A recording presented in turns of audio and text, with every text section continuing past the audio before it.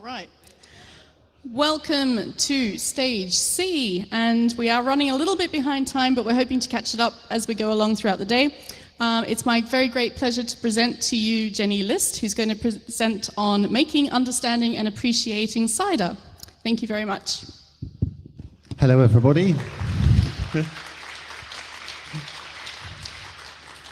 And thank you very much for all turning up today so early on in the camp, and I hope you all have a wonderful camp. Okay, I'm Jenny List. Some of you may know me because I write for Hackaday. I also write for Hackspace magazine. This is a slightly older version of the presentation, so it's got oxhack.org and hackaday.com. I'm also a member of Milton Keynes Makerspace, so that's mkmakerspace.org.uk. So without further ado, into. Okay. Making a quality cider is simple. You just take some apple juice and wait, which is not far from the truth. You press apples in about September, October, and you leave it over winter somewhere quiet, and next year you have cider. Obviously there's a bit more to it than that, which I'll go into, but that's where I always start with this talk. This is based on my background. I'm an electronic engineer and technical journalist, but I grew up on a small farm in Oxfordshire, and my parents tried to do the self-sufficiency thing in the 1970s, and they planted a large orchard which had all sorts of apple trees, and of course by the 1980s and 1990s it had far too many apples, far more apples than any normal Oxfordshire family could eat in 10 years, let alone a year. And so I ended up with all these apples to play with. And my parents were great because I realized afterwards this was them introducing me to alcohol. You know, other people, it's like behind the bike sheds with vodka and Coke or something. With me, they reckoned the safest thing to do was if I could make it, I could drink it. And so there is almost nothing that grows in North Oxfordshire that I haven't tried to make alcohol out of. But we're talking about apples today anyway. Okay, so next slide. Right, the traditional cider making process. This is probably universal to most cider making regions of the world. So in the UK, it's mostly the west of England, sort of where we are now, sort of a belt from sort of here, bit of Wales, down through Somerset into the West Country. But it's actually across a lot of the country. You'll find Eastern County ciders. There's a bit of cider made in my part of the world commercially. I'm not a commercial producer, but there's a bit of cider made. But you'll find it across most of the southern half of the UK. They're more here. You'll find it in Normandy. You'll find it in the north of Spain. They each have their own very individual and distinctive cider styles, which I'll touch on a bit later. Anyway, apples, obviously, they grow over summer.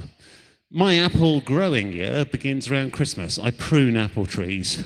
Ours is a traditional sort of eating apple orchard, so the trees need to be kept in check, so you're cutting off stray branches and stuff like that.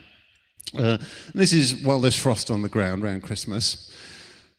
The leaves come out sort of April, May, blossom time in May, small fruit forming through June, July, August. In September, late September, early October, I'm harvesting apples and then I'm pressing them to make the juice. That's in October. Then, as I said earlier, they sit there, they ferment. The yeast does its job over winter.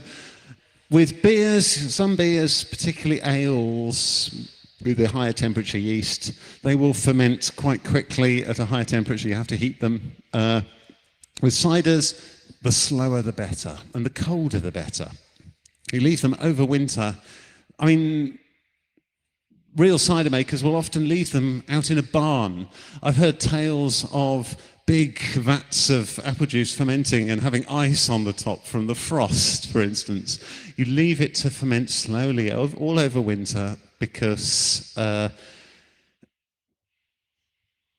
flavors, the complex flavors, come from the slow fermentation. If you have a very fast fermentation, then you might not have as technically good a cider. It will be a good cider, but it won't have some of the extra sort of flavor kind of notes. In March, you rack the cider. What's happened by then is the fermentation is mostly completed. The yeast has died off. It's insisted because the alcohol has got to the point where it can't do any more work, and it's dropped out. So you've got a load of cider, and at the bottom you've got a layer of dead yeast, thick layer of dead yeast. You don't want that yeast getting in your cider because it ruins the flavour, and it's the stuff that gives you headaches. If you've ever had bad cider, it probably had yeast floating in it. It was cloudy. So you rack it. You very carefully, in my case, you siphon off the cider and leave behind the yeast, throw away the yeast, and you end up with a load of clear cider. Then you end up with your clear cider sitting there for a few more months till sort of May, June, when any yeast that's still in suspension has settled out. And then you bottle it. You bottle it in May. Traditionally, on sort of West Country farms, they said that you would give last year's cider to the workers at harvest time. So, for instance, you would give them August, September. So you give it a few months maturing, in the old stone flagons or whatever. But in terms of my cider, I would mature it 6 months to a year. I'd usually crack open my first cider at Christmas. So it would be a year and a month or two old at that point. Though I find with my cider, it just gets better and better the longer you leave it. It's like a fine wine. And I've got ciders that are about 10, 15 years old. And you open a bottle. I rarely open a bottle of the oldest ones, I haven't got many left, but it's still good. And it's still really nice. It's just got better with age. Anyway, the most important thing that tells you what cider you're going to have comes from the apples that you choose. And there are basically 3 types of flavor note in cider apples. There's acid, which, as you probably guess, is the sour taste. There's sugar, yet again, the sweet taste. You're probably used to both of these from the apples that you'll buy in the supermarket. So a cooking apple will have a load of acid in it. If you pick a crab apple from the hedge, it's probably mouth-puckeringly sour. That's the acid. And sugar, yeah, if you've ever eaten a Golden Delicious or something like that, that's full-on sugar, lovely and sweet. Now, tannin, if you're used to West Country ciders, you'll know the tannin flavour, but it's that sort of dryness on the tongue flavour. If you ever picked a sloe off a hedge in autumn, that's the same tannin. I believe there are tannins in stewed tea as well, but it's a kind of a different flavour. But the tannin is what gives West Country ciders their flavour. Not all ciders have tannin. West Country ciders traditionally have tannin, but certainly most British ciders, unless they're specifically not a tannin kind of cider, will endeavour to have some tannin, some tannin apples in there. Generally, they're more tannic this side of the country, and Eastern County ciders are less tannic. If you get a cider like Aspel's, for instance, which you can buy in British supermarkets, it's a mass market cider. It's from Suffolk, and it's almost no tannin at all. I noticed somebody's got a Weston's flagon down at the front here. If you eat Weston's and compare it alongside of Aspel's, you'll instantly see the difference between tannin and not tannin. And it's just the style of the region. So ciders don't have to have tannic or cider apples. You can make cider with any apples. It tells what the kind of thing comes out. Now, if you look at apples, you can represent any given apple on this triangle. So each of your different types of flavor are at different corners of the triangle, and any given apple, you can say, this has got so much sugar, this has got so much tannin, this has got so much acid, and just put it anywhere on this triangle. So at the top, for instance, for sweet, I've got Golden Delicious. Personally, I find Golden Delicious a very insipid apple. It's a dessert apple. It's just sweet. It's just mush. I'm not a great fan of Golden Delicious, but it is very sweet. You're probably all familiar, if you're Brits at least, with Cox's Orange Pippin. I don't know how far for you people who aren't British, how far Cox's Orange Pippin has gone beyond the UK. But Cox's Orange Pippin is your classic sort of sweet with a bit of flavour kind of apple. And that's sort of, about halfway between sweet and sharp. If you're used to British cooking apples, Bramley's seedling, that's quite sour when you taste it. Bramley's actually has quite a lot of sugar in it. It makes brilliant drinking juice. If you've got a Bramley tree, never make cider with it because it's far too sour. Your cider will be rather unappetizing. But for God's sake, if you've got some Bramleys, press them, pasteurize the juice. It makes great drinking juice. And I put the hedgerow crabapple in the corner. Usually hedgerow crabapples are very sour. I always try one when I see one because occasionally you find one that's tannic or sweet, but it's about 1 in 20. The ones on the right are all different cider apples. And here's where the magic of the cider maker's craft comes. They want to make the perfect balanced juice with not much acid, but a bit of acid for interesting flavor, enough sugar to have lots and lots of fermentation, but lots of tannin to give that tannic bite to their cider. Dabinet, halfway up the right-hand side, that's the classic cider apple, well balanced, a mixture of sweet and bitter tannin. I can eat a Dabinet straight off the tree. Some people hate them. I love them. They're sweet and tanninated. They taste like a good sweet cider should. I like them. Dabinet's well balanced enough, you can make a single varietal out of it. And it makes a good single varietal as well, with just one type of apple.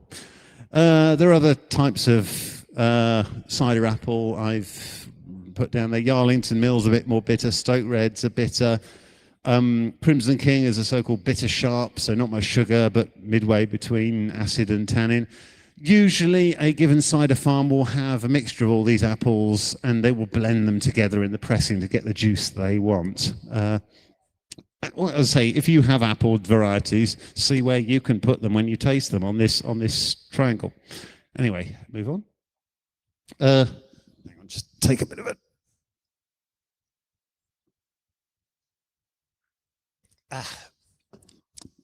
Sorry, all this talking. There are 2 processes involved. Now, in a minute, I've got videos. I hope the videos work. My apologies if they don't. This is through PowerPoint, not LibreOffice, so my apologies if the videos don't work. But there are 2 processes. There's, first of all, you crush the apples to make a sort of porridge-like pulp. If you just press apples as they are, you don't get much juice. You have to open up the apples to let the juice be able to flow out. Now, traditionally, this is from Wikipedia. This is a picture of an apple crusher in Normandy. You'll often see these in sort of old cider farms. They don't tend to get used much, but they're very much symbolic. The sort of mill wheel going around with a horse crushing. And what should come out of this is like a porridge of mashed up apples. Now, a lot of sort of more commercial people use a rotary scratter. It's like a massive industrial grater. My scratter, my dad made it for me. It's a spinning stainless steel blade. It's more of a chopper, but it does the same thing. And pressing, as you might guess, just squeezes the stuff out of the apples. The one in the picture is just a straightforward up and down press with where the apple pulp is put in so-called cheeses. It's wrapped in muslin and has boards between them, and a whole load of them are stacked one on top of the other. The idea is the boards allow channels for the apple juice to come out. My press is quite a small one, so it's actually a sort of big round drum. You'll see it on a video if the video works. But either way, you just squeeze the apple pulp and out comes the juice. Anyway, let's see if the video works. First of all, we'll be scratting. And I did it in the dark, as you can see. Okay, my apologies. It seems the video isn't working in PowerPoint. It's just a picture of my scratter chopping up apples, apple pulp coming out of the bottom. And similarly, pressing the pulp, yes, again, doesn't work. A picture of my press, me going round and round and round, and lots of brown apple juice coming out of the bottom into a stainless steel bowl. Okay. What do you do when you've got a load of juice? You've got a load of juice, it's straight out the orchard. Like, I'm afraid apples in the orchard get all sorts of dirt on them and stuff. You know, you've got animals and all sorts. I wash my apples, I run them through a big tin bath, but even so, if you drink the apple juice that comes straight out of the press, you will get a runny tummy. Don't ask me how I know this. I just know this, okay? I and most commercial cider makers will add a bit of sulfite. It's sodium metabisulfite. It reacts with, I believe, the acid, makes sulfur dioxide. Now, the sulfur dioxide kills bacteria, just harmful bugs.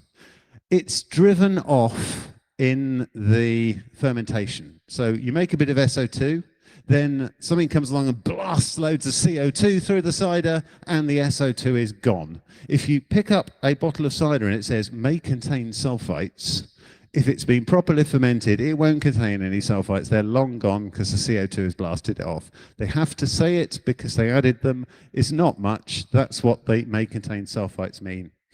Now, in my case, you can use just the natural yeast on the apples. It's a bit variable. I cheat slightly. I use a cultured yeast. I think the yeast I use is actually a champagne yeast because you get a more uniform result. If you use the natural yeast on the apples, sometimes you get an amazing cider, sometimes you get an awful cider. I like amazing cider. I also add a nutrient. Now, that's basically a fertilizer. The reason for that is my parents planted our orchards in the 1970s, and I've tried to put manure on the trees, but the fact is the trees are a little deficient in nutrients. Now, this comes through in the juice. So the juice hasn't got much nutrients. The yeast is a bit starved, and it starts looking wherever it can.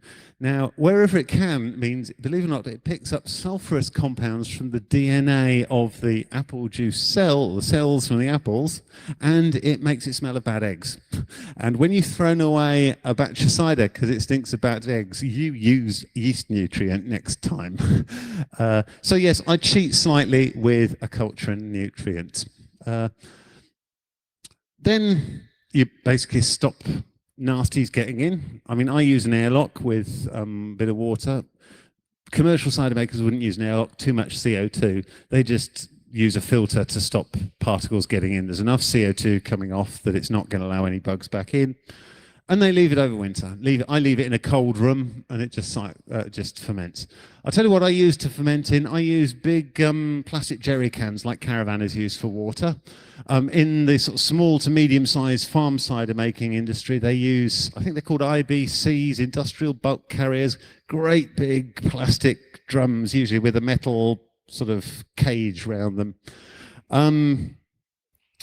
And we come back to what I said earlier about racking, taking the cider off the dead yeast, transfer into sterilized bottles. You certainly wash your bottles properly, sterilize them with Camden tablets if you can. That kills off the bacteria. You don't want to go through all that hard work. Only find the bacteria, take your cider away from you, or you make vinegar. Vinegar is great, but you don't want vinegar when you really want cider. So sterilize your bottles. And then you wait. Now, in terms of alcohol by volume, you get between 5 and 7%, and that really comes into how much sugar was in the apples. You can add sugar. You can get above 5 or 7% if you want. You can use a yeast that will take more alcohol, but if you want a real cider, natural cider, you just go with what sugar's in the apples.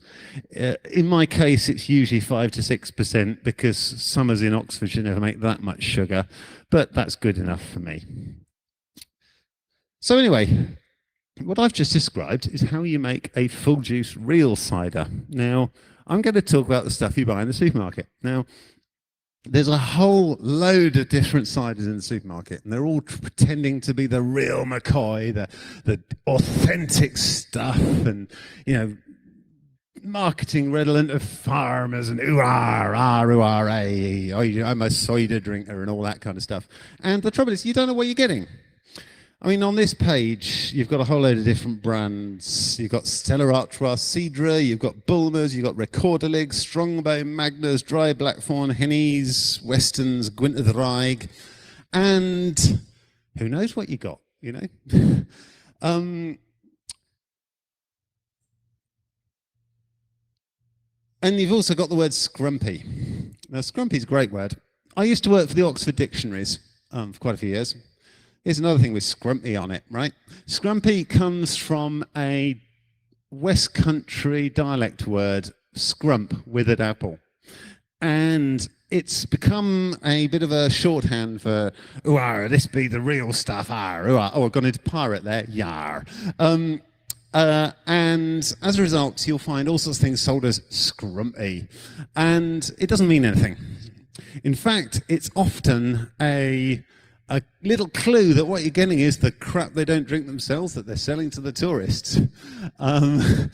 So I look for real cider. I look for the kind of things that I would look if I were looking for a fine wine. You want a cider that is enjoyable and lovely to drink. You don't want something that's challenging or sour or a bit off. And if somebody said, "Oh, that have had rats in it, no mistake," then walk away. You know, there's a lot of marketing rubbish about cider. The only one on this page that is actually being absolutely truthful is Stella Artois in the bottom right-hand corner. Because they're dead right, it's not cider. I mean, actually, on this page, there are some ciders that I would consider to be real ciders. Hennies, for instance. Okay, they're a mass market cider now, but they stayed with their roots as farm cider. Westerns, it's made from, what's the word, concentrated juice, but it is a proper made from juice cider. Gwynedd Wraig, Os pobl siarad Cymraeg ma? Anybody speak Welsh here? That's coolest name for a cider ever. It's Dragon's Breath. Gwynedd Wraig, it's a fantastic cider. If you can get Gwynedd Wraig, the double D is the in Welsh. If you can get Gwynedd Wraig, try it. It's a really good cider. So anyway, we're going to talk about how this the sort of nasty end of the commercial market is made. So we're talking the sort of Strongbows, White Lightnings, Dry Black Thorns, and dare I say it, the Bulmers, Magnas, and Stella Artois, and many more regrettable ciders. I mean, come on, look at Magnas. Nothing that luminous shade of orange is natural. Okay, yeah, sorry, I've probably already covered some of this. There are various different types. There's mass market, so yeah, Strongbow, Woodpecker, White Lightning.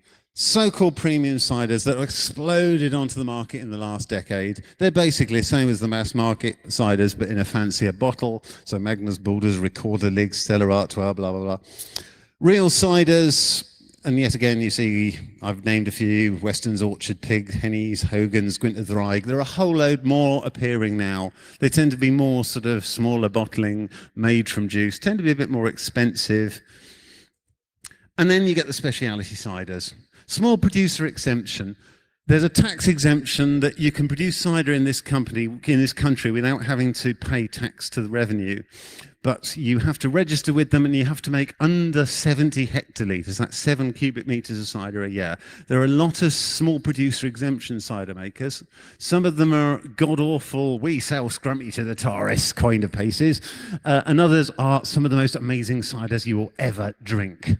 Seek them out if you're in the West Country, they are worth it.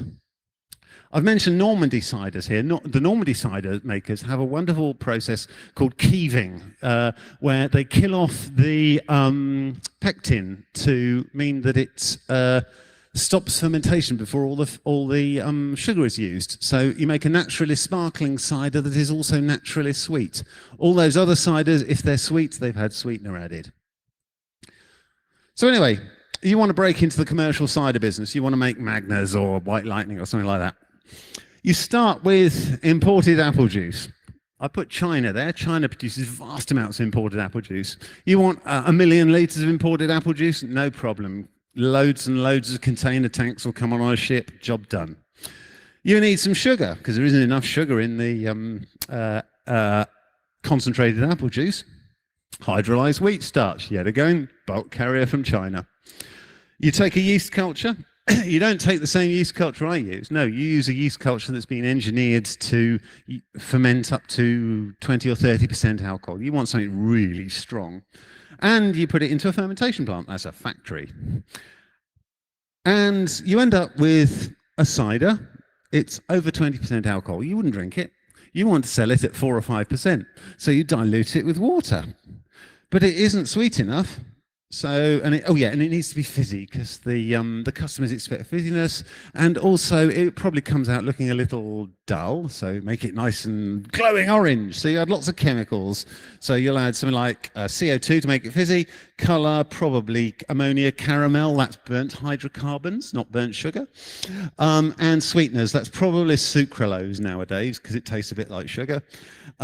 And you end up with a bottle of 5% alcohol, sweet sparkling cider that is actually less than 30% apple juice. Welcome to Magnus country. I hope I've given you a good impression of the kind of things to look out for in cider and to find good ciders. We are in cider country here.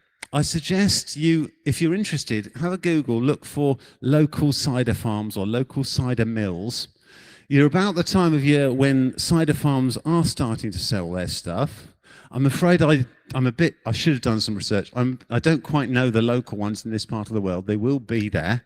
It'd be interesting to have a look and take a while during the camp, go out and drive and find some. They will be there. They will sell you it there and then on the farm. More information, I will point you at Andrew Lee. Andrew Lee is retired now. He is a cider scientist. He used to work at, when the government had a cider industry research laboratory, he was one of their scientists. What he doesn't know about cider isn't worth knowing. He's published a book. Get his book. His book is great. I've got his book. It taught me a lot about cider, and I'd already made cider for quite a few years when I got it. And Cider Workshop's an online mailing list. You will find cider makers like me who do it as amateurs. You'll find professional cider makers. They're all enthusiastic and knowledgeable about cider, and they will help anybody at any level. Anyway, that's cider. Enjoy your cider. I should say wassail. Enjoy your cider. It's good stuff. Thank you very much.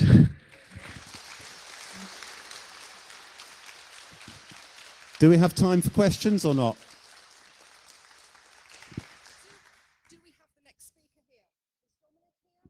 It's Dominic here.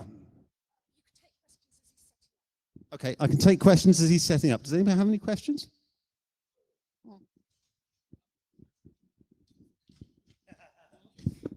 How do you make a naturally sweet cider and stop it fermenting dry and strong?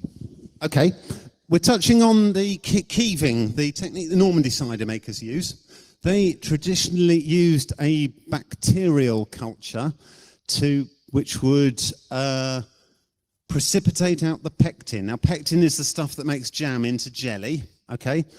They would precipitate out the pectin, and the pectin was the food the yeast needs to ferment.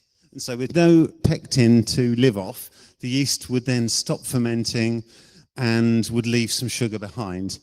Nowadays, you can actually buy the enzyme that the bacteria makes as a powder and just add it. Keeving is notoriously difficult. I have never done it. I know plenty of people who've tried and failed horribly. I know one or two people who've keeved beautiful ciders. I've drunk beautiful keeved Normandy ciders, which is why I keep saying, if you go to Normandy, have some of the local cider. It's amazing. Anyway, any others? Guy at the back, sorry. This is keeping me fit. Yes. Is there anything useful you can do, such as forms of cooking with the pulp once you've got the juice out of it? Bloody good question. Yeah, you probably could make apple pie, particularly if your pressing isn't very good. I mean, to be honest, my press isn't very efficient. So yes, you probably could. I have to say, I compost it. So I'm probably not the person to ask. Now, I reckon we got one more. Was there one down? Oh God, there's several. We'll try and get a couple. Lady over there too. So, can I taste your cider? I've spat in this point. Find me on the Hackaday Village. I've got some more, okay? Not all of you, I haven't got that much. Is there any good here on EMF camp? Any good cider in the bar? Yes, there is. I haven't seen what it is.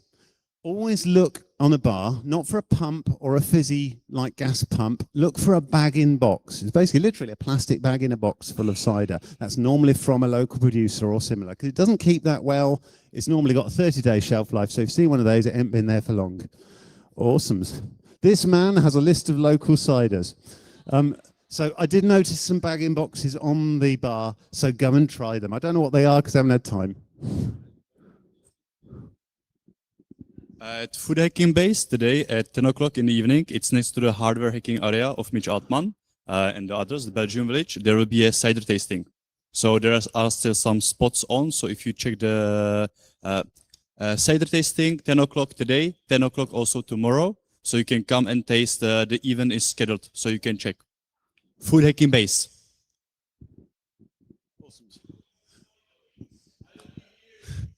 Okay, well, thank you very much, everybody. I better hand the microphone over.